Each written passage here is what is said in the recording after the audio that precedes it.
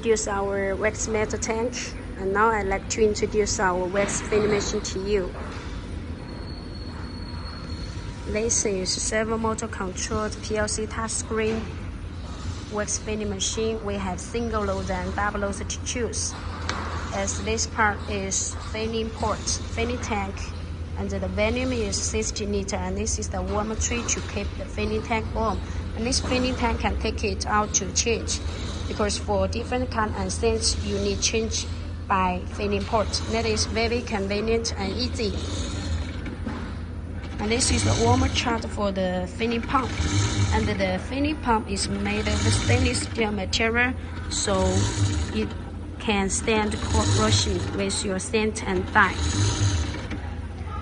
And this part is the control part. The control part is the PLC touchscreen to set the wax gram, and the other parameter can be adjusted also. And this part is the temperature controller. And also have the button to operate on the screen, on the panel. And this is the single loader type.